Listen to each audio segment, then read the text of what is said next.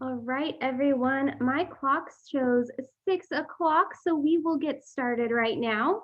First off, thank you so much for joining us tonight.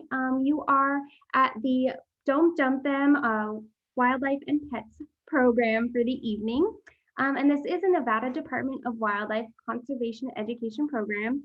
So please make sure when we're interacting all together to make sure everything is PG rated and appropriate. So tonight we are doing this on Zoom.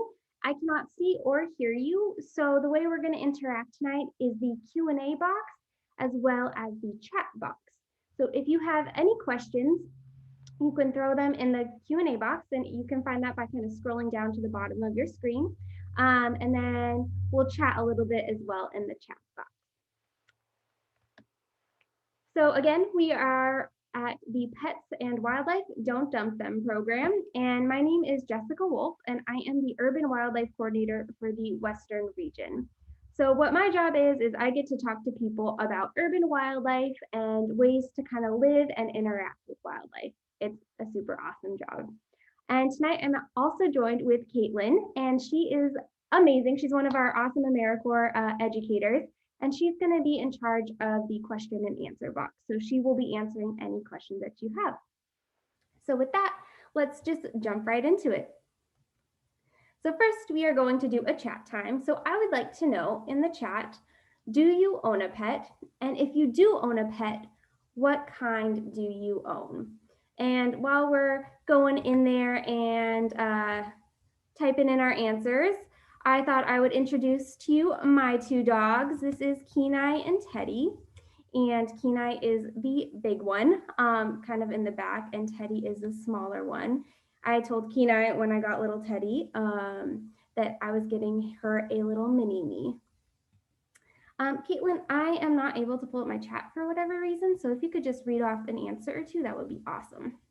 Yeah, definitely. So some people are saying 3 cats and 1 dog, 3 cats, sulcata tortoise. Someone owns a wildlife park, so over 200. Wow. Cats, lots of cats, tortoise, cat, dogs, some birds, some ducks. Perfect. So we got a good variety. I have a dog and my roommate has a cat, so. So we're all kind of represented here. I love it. Thank you everyone for sharing. I am an animal lover, and I know Caitlin is as well. So we do love our pets here. So first, before we get started, we're gonna go over some kind of vocabulary that we might use throughout the program tonight. So first one is native species. So a native species is a species that naturally occurs in a self-sustaining population and has been in whatever habitat for some time. So an example of this in Nevada would be like a mule deer or a mountain lion. Those are both native Nevada species. So they've been here for a really long time and they have a self-sustaining population. Next up, we have non-native species. And a non-native species is a species living outside of its native distribution range, but has arrived there by human activity, either directly or indirectly, and can be either deliberately placed or accidentally placed. So an example of this would be the ring-necked pheasants. Those are not native to Nevada, but they were brought over as a game species a long time ago. And then finally, we have an invasive species. And this is the one that we're really worried about. An invasive species is a species that does not naturally occur in an area and may outcompete native species while destroying the balance of the food web or the ecosystem. And unfortunately, a lot of times some of our pets can act more as an invasive species rather than a non-native species. And we'll go a little bit more into that. But why do we care? We care about invasive species first because they have negative impacts to humans. So they can decrease agricultural yields, clog waterways, impact our recreational opportunities, and a lot of other things. But they also can impact our native wildlife. Again, they can outcompete them for resources. They can introduce different diseases to them that they're not well equipped to handle. And they can kind of change the ecosystem as a whole by destroying native food sources. But there are so many other reasons why we are worried about invasive species. So this picture right over here is cheatgrass, and I'm sure if you live in Nevada, you have heard cheatgrass be talked about at some point in time. But cheatgrass is an invasive species of grass that was brought over from Eurasia in the 1800s, and it has gone absolutely crazy. And you can basically find it all over Nevada, unfortunately. But what cheatgrass does is it will green up and take a lot of water resources and nutrient resources from our native plant species really early in the spring. And then it'll die off really fast. And when it dies off, it basically turns into kindling for fires, and it burns quite easily. And that fire just restarts that process and will kill the native plants as well, giving the cheatgrass an easier time to kind of spring up in the following year. So that's really bad, especially for like our sagebrush plants and things like that. So we're going to talk a little bit about pet dumping and some of the impacts that our animals have on wildlife. So pet dumping is the abandonment or release of pets either into the wild or into urban centers. And pets in this case can be common animals like dogs and cats, or it can be exotic animals like birds and reptiles and fish that might be non-native to an area. And this can happen for a lot of reasons. Roughly 6.5 million cats and dogs enter shelters on average in a year. And this can be for a lot of reasons. Lack of space for animal care, lack of financial resources, change of residence, medical needs. All of these reasons can be a reason why an animal might end up in a shelter. And they're totally valid and understandable. But we want to make sure that our pets are placed in areas where they should be and not dumped and put into wildland spaces or our urban centers. So pets can have many different effects on our wildlife. They can compete for resources. They can become predators. They can disrupt the habitat and, again, so many other things. They can introduce diseases to otherwise healthy populations. They can muck up the habitat, making it kind of unlivable for some species. They can increase algae in waterways. They have a lot of different effects.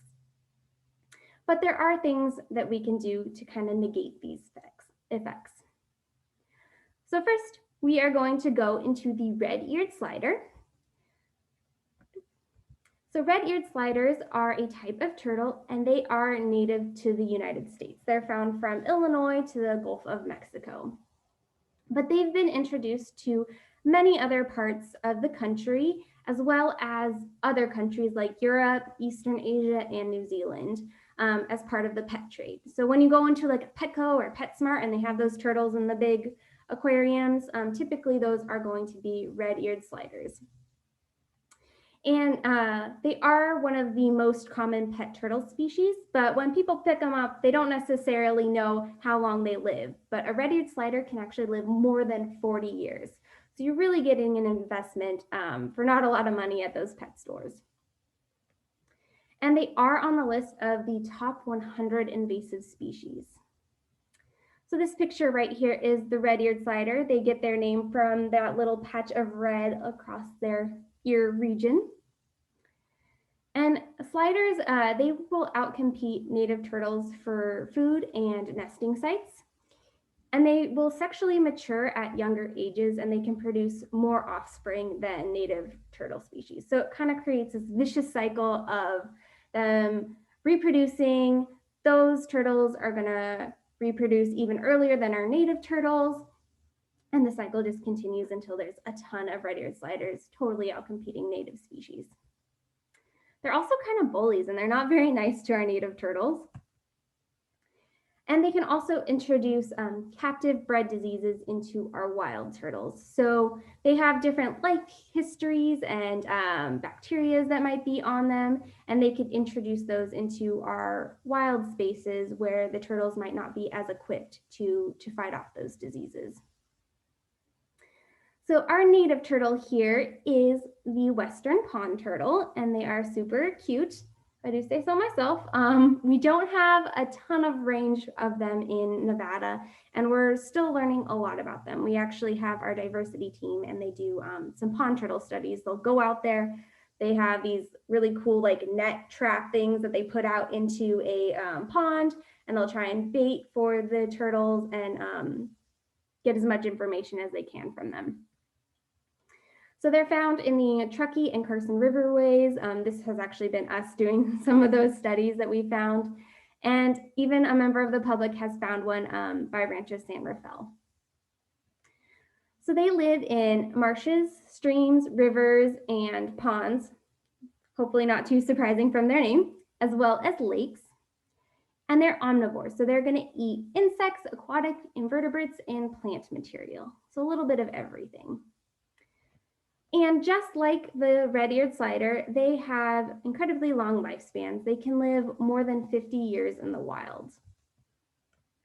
And unfortunately, our western pond turtle populations are in decline. And part of the reason certainly is red-eared sliders outcompeting them. But there's a bunch of different reasons why our pond turtles are in decline. One of them is urbanization, especially along areas like the Truckee River. A lot of time the Truckee River has been channelized, so it doesn't have that same meandering path and natural banks that it once did that gave the turtles their nice habitat. So another species that we see dumped quite a bit are goldfish, and this is particularly a problem in urban ponds. So goldfish were originally domesticated about 2,000 years ago from the Prussian carp, and that fish up there, that is a Prussian carp. And originally, goldfish could only be owned by members of the Song dynasty, so they're kind of something special. But likely they were the first foreign fish brought to the United States, and they were first brought in the 1800s. And goldfish, the theme is kind of the same. They also live an incredibly long time. In the wild, they can live up to 41 years. In our small aquariums, they only live about 10 years, but that's still quite a long time for a fish living in a small aquarium. And then they can live about 30 years in pond systems. And goldfish, they also have a lot of negative effects on our wildlife. So again, just like the red-eared slider, they can carry diseases and bacteria that can harm the ecosystem and our wildlife, diseases that maybe they're not equipped to handle. They compete with our native fish for resources. They'll also disrupt the sediment in the water, and this can affect the other animals' behavior that are in that waterway, as well as the growth of aquatic plants, which a lot of our native animals rely on. And they also can fuel algae growth with their waste. And when algae gets too bad, it'll kind of suck up all the oxygen when it's starting to decay, and it can lead to die-offs, especially in small pond systems. So that's something we definitely want to try and avoid. And did you know there are actually have been found to have goldfish up in Lake Tahoe? They found a fish that was about 1.5 feet long and 4.2 pounds. It's a hefty, hefty goldfish. They also found a school of 15, and these were likely introduced due to people dumping their pets. So having a fish, not wanting it anymore, or not being able to take care of it for whatever reason, and deciding to put it in Lake Tahoe, thinking that was maybe the nice thing to do. Maybe they didn't know the impacts that could happen, and thinking they're just giving the fish a nice big place to swim around.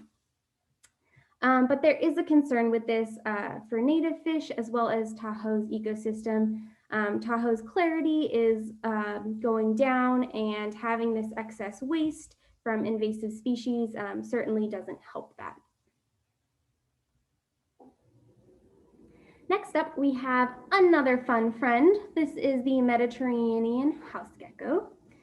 They are another type of non-native species that were introduced to the United States in 1915, and they're native to Southern Europe as well as Northern Africa. And they have established themselves in 24 US states. Part of this reason is they are relatively easy and cheap to care for as a reptile pet. And the house gecko, they do so well and are able to kind of expand where they're at for one reason, because they can breed super rapidly, but they also are resistant to certain types of pesticides. And they'll compete for food with other local geckos and small reptiles.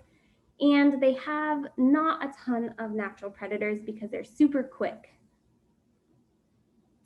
But a fun fact is that people have found that they can actually repel geckos from being inside their home, which can be a problem, by using garlic and mothballs. And house geckos, they're not necessarily a problem for where I'm at up in northern Nevada, but southern Nevada certainly have some running around down there. Another animal that I wanted to talk about are domestic cats and dogs. And so we're getting into the mammal portion of the presentation. So cats were domesticated around 7500 BC in the Near East, and they all have a common ancestor. And that common ancestor is the North African / Southwest Asian wildcat. And this picture of the cat, that is actually the North African wildcat. When I first looked at it, I did not think it was a wildcat. It looks like a cat that I would find in any of my friends' homes, but that is a wildcat. And Africa has a lot of cute wildcats. If you're ever interested, you should look up wildcats, and there are some pretty adorable ones out there. And cats have been used by humans for many different reasons, but one of those reasons is to protect food stores on ships from the rodents that might have stowed away, because they are incredibly good hunters. So just like wild cats, domestic cats are carnivores, so they're eating meat. It might not seem like it when we give them their little pate, little food sources, or their kibbles, but they are carnivores. And they're also ambush predators, so they'll kind of hunker down and wait for their prey item to get close to them, and then they'll pounce on them. And outdoor cats, they have different kind of territories and ranges, and these ranges kind of span a bunch of different sizes. So I found a couple studies that looked at the ranges of domestic cats when they're outdoors. And one study I saw said that it could be anywhere from 17 to 69 acres. And another study said that their territories were less than 4.9 acres. But either way, that's pretty large for just a small domestic cat. I was definitely surprised by that. And cats have a lot of negative effects when it comes to wildlife. So cats have contributed to the extinction of 63 species. And one of those species was the Lyle's wren in New Zealand. This is an artistic depiction of the Lyle's wren. But the Lyle's wren was found on this little island in New Zealand. And I think it was like in 1895, a cat was introduced to that island. And within a year of that cat being introduced to the island, the Lyle's wren went extinct because of predation on the birds by the cat, as well as other reasons. But they were definitely a contributing factor. Another study out of New Zealand looked at one male cat that was hanging out around the roost of some short-tailed bats. And they found that within 7 days, the cat had killed at least 102 bats. And they found parts of wings off, and that's kind of how they counted up how many bats were killed by the cat. And when the cat was removed from the situation, all of that stopped. And in the US, domestic cats kill anywhere from 1 to 4 billion birds every year and 6 to 22 billion mammals every year. So they are very good predators. They are good at what they are built to do, which is to catch prey. And just like the red-eared slider, they are listed as one of the 100 worst invasive species. Next up, we have my two friends, the domestic dog. And our human-dog relationship goes back centuries. About 15,000 years ago, that's when the hunting relationship with wolves started. And our dogs, they provide many different services for us. Mine are companion dogs. They would not be very good at cattle herding, especially the little one. I don't know what he would even do. But there are dogs that help with cattle herding, hunting, disability assistance, attack and defense, as well as companionship. And today, the global dog population is estimated to be 900 million or more. And with that, about 80% or more are either unowned or uncontrolled. So strays, feral dogs, and wild dogs, they're all different, but they do all have similar impacts on our wildlife. Dogs are not a natural predator to our Nevada ecosystems. We do have a canid here that is the coyote that is a natural predator, but our domestic dogs are not. Worldwide, dogs threaten nearly 200 species, and they've contributed to the extinction of nearly a dozen different species. So just like the cat, they are affecting our wildlife populations. Dogs can outcompete native predators like our coyotes and our bobcats and our mountain lions and bears. And they can also spread diseases like canine distemper, rabies, and parasites to our native animals. So those are some of the kind of common pets that we have around here. I also wanted to get into a little bit of some other animals that humans have introduced without really knowing what the implications might be. So this is the European starling. And the European starling was released into New York City in 1890. And it was released by a person who really enjoyed reading Shakespeare, which I do not personally relate to, but they really enjoyed it. And they wanted to see all of the birds in Shakespeare's work in North America. So they started off with the starling. And the starling was so good at living in North America that by 1942, so a relatively short amount of time, it was found in California. And starlings, they have a lot of impacts on not only us, but also our native wildlife. So they can destroy agricultural crops, and that's an economic cost to us. They've been associated with as much as $800 million per year of damage. So that's incredible. They can just come in and they will either eat the crops, sometimes they'll just scratch them up, leaving them susceptible for diseases. They can do lots of damage.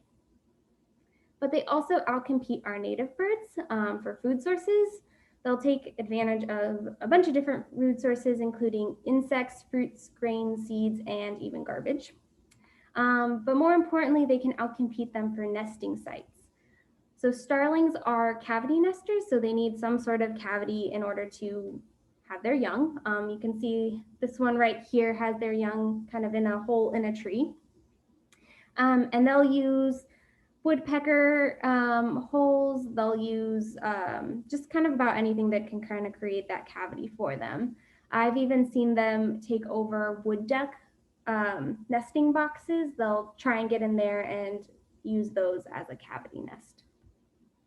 But they're super pretty, especially when the light kind of shines on them. They're that beautiful iridescent. There's also the Burmese python that was brought to the US as an exotic pet from Southeast Asia. Now, these are not a problem here in Nevada, but they certainly are a huge problem in Florida. And in 1992, when there was Hurricane Andrew, that hurricane actually destroyed a python breeding facility, and they were breeding pythons, likely for the pet trade.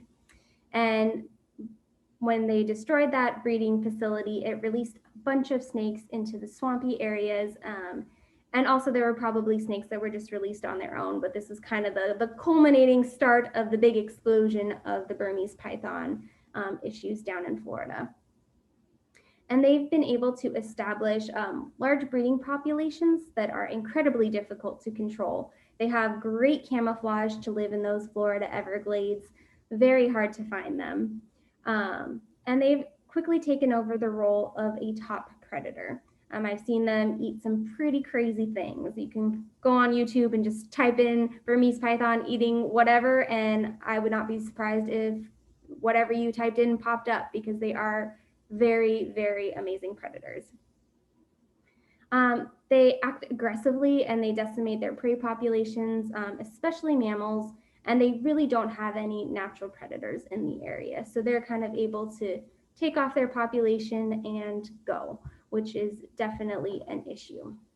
And I don't believe there is an estimate on how many Burmese pythons are in the Everglades now. It's kind of all over the place. They're there. Here's another picture of them. They're huge, huge, huge snakes. And then there's other invasives brought by humans. So the first one is the fish, the pacu.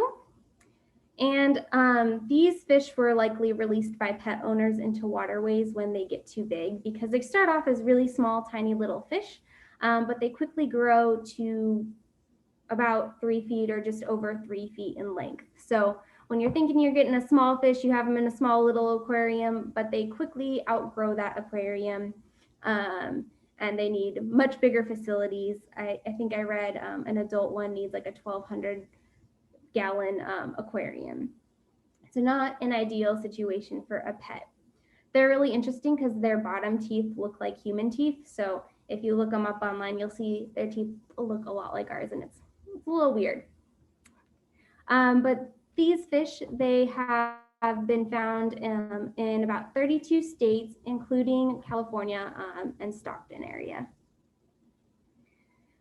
Another one that isn't in Nevada, but is definitely cause for concern is the Argentine tegu, and that's the lizard right below the pacu. And they're another one that is super common in the pet trade. And they're concerning because they eat a lot of eggs, and so this can threaten ground nesting birds, alligators, snakes, really anything that has eggs on the ground or near the ground. The tegu can certainly access and try and eat. And again, not found in Nevada, but some southern states, including Florida and Georgia, are having issues with them. And finally, we have a fish. This is the lionfish. And while the exact reasons for its introduction into the Atlantic Ocean are kind of unknown, it's speculated that people had them as pets and then no longer wanted them and put them into the Atlantic Ocean.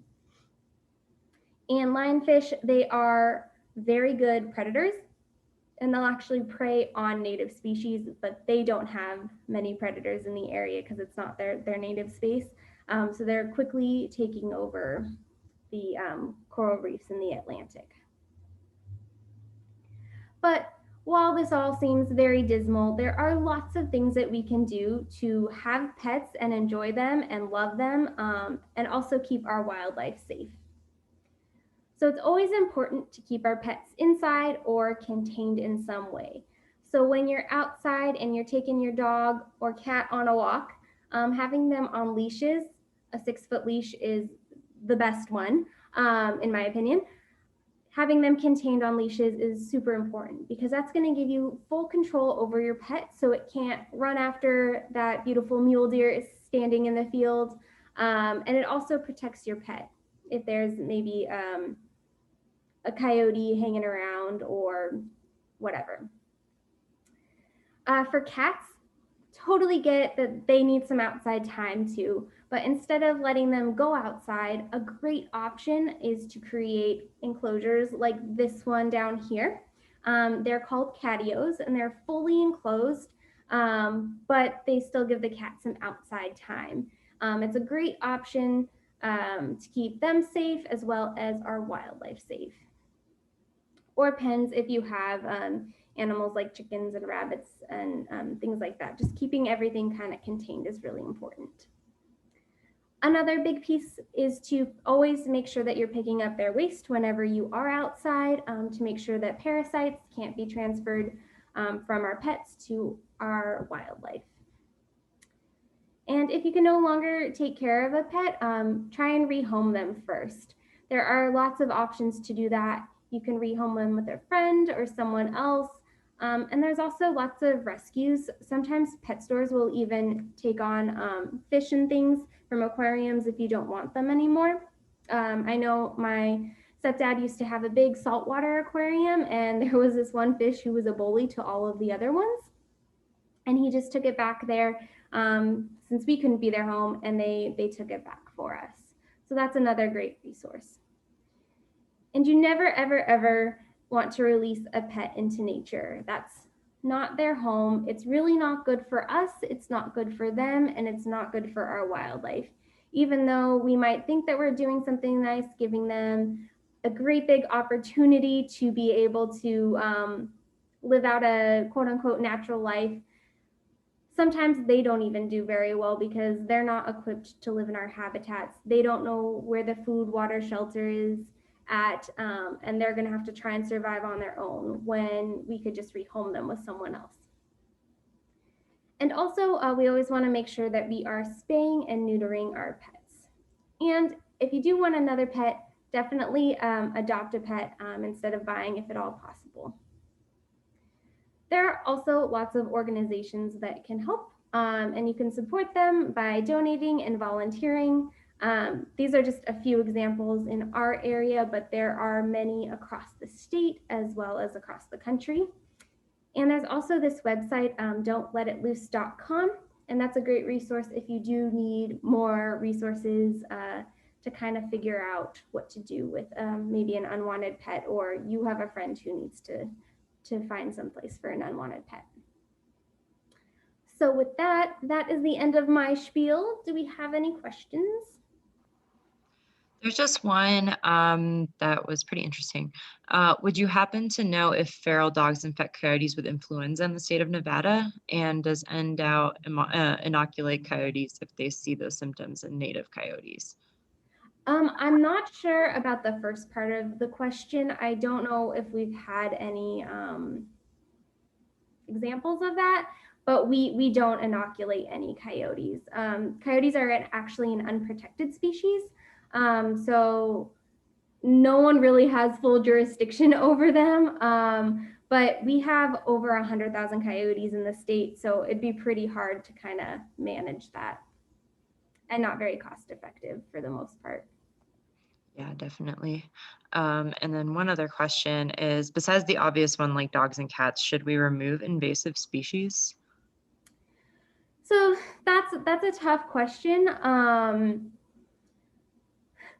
I mean, from my perspective, yes, probably because they do affect our native species, but that is such how do I want to put it? It's very situational. It's very situational, and it's kind of an issue of there's typically so many that it's really hard to regulate. Like with the Burmese python, for instance, you have all of the Everglades. How would you ever be able to get rid of all of those invasive species? It would take an army plus some. Whereas if it's an invasive species in a pond, that's a little bit more easy to control. Do you have anything to add, Caitlin? Yeah, I would just say it's kind of just situational. Like if you see if you see a pet that you've maybe never seen before, maybe try to get a hold of somebody who can help. Like we can obviously help with our urban wildlife coordinator. That's what you do. And then also, yeah, just any other like rehoming areas if you know. The only other thing is that somebody asked, can you let go of pets in their natural habitat? Still definitely not a good idea because they can have diseases that maybe they got in captivity that they could spread to the healthy populations of the wild animals. Also, a lot of times our pets are bred in captivity, and so they don't necessarily have the know-how to survive in those habitats. Plus, you're putting them in an area where they might not know where the food, shelter, water are, and those are three of the main things that they need in their habitat. And without those, they would not be very successful. So it would be much more kind to try and rehome them than ever trying to put them in a native location. All right. Someone said, what if they don't have parasites though? Well, sometimes we don't know that, but yeah. But I think that's it. Perfect. Well, I'll stick around for a minute or two more if any more come up. But my puppies, Kenai and Teddy, they wanted to say thank you for coming, and also ask you to fill out the survey at the end of this and let me know how I'm doing. And if at night you come up with a question that you just need to know the answer, you can always email me, and I'm always happy to dig in and see if I can find you the answer, or maybe I'll just know it.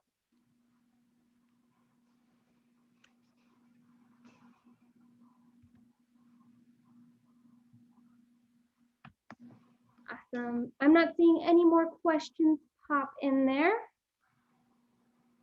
So thank you everyone so much for coming tonight. I really do appreciate it, and have a wonderful rest of your night.